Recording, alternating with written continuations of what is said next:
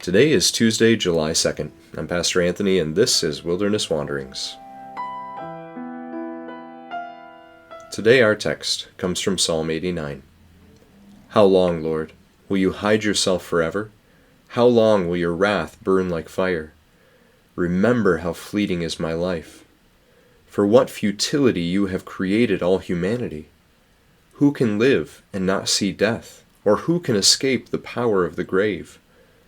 Lord, where is your former great love, which in your faithfulness you swore to David? Remember, Lord, how your servant has been mocked, how I bear in my heart the taunts of all the nations, the taunts with which your enemies, Lord, have mocked, with which they have mocked every step of your anointed one.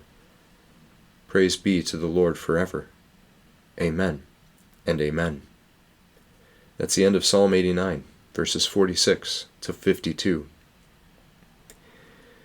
Despite what I just read, you gotta know, Psalm 89 is a lovely, soaring psalm. Beautiful things are said of who God is. A God of righteousness, of faithfulness, and loving kindness, who has created the world, subdued all chaos, and made a covenant with his people. The psalm spends long verses explaining the faithfulness of the Lord. It spends long verses describing the covenant made with King David and his descendants, and how even if those sons of David were unfaithful to the Old Testament law, that is, the covenant made at Sinai with its 10 commandments, how God would be faithful to his new covenant made with David even still. God's faithfulness is everlasting, eternal. Nothing can break it. And God, who does not lie, the psalmist points out, made this promise to David, unconditionally, to ensure that David's line would continue forever. But then God broke his promise. Or at least, it sure did seem that way to the psalmist writing this song. A dramatic turn comes quite suddenly upon us as the psalmist presents us with the devastation and abandonment experienced by God's people.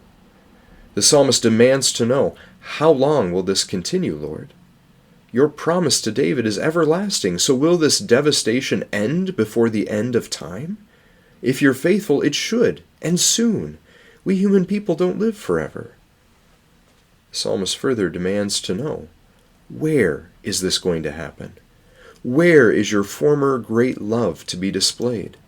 Because it certainly was not evident to the psalmist in any space that he could see.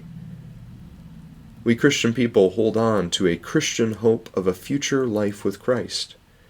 But when our present life and situation on earth does not look like we hope it to in heaven, then these questions are pertinent. It's great that we have a future hope, but that doesn't mean that we can't ask God to show his love in our time and in our space, too. We can pray alongside the psalmist in asking, will your kingdom not come on earth as it is in heaven, so that we might see it and live in it in our times in spaces, O Lord? How is it that we can say such bold things to God, though, you might wonder? Well, because God's own faithfulness is on the line here. That's how. And perhaps this is exactly why Jesus came to bear out the final lines of this psalm as his own, because it was about him, about God.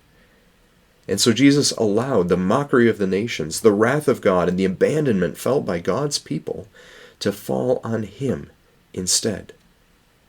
Only in the ministry of Jesus, therefore, in his death and his resurrection, do we finally find an answer, God's answer, to the cries of this psalm.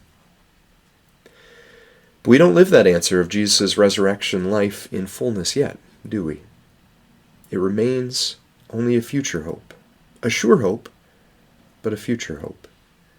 And so in each new generation, including ours, we find that we too have to take up our cross along with the words of this psalm and journey together with Jesus toward our own death as we wait for God's faithfulness to be proved once again in our own time and space.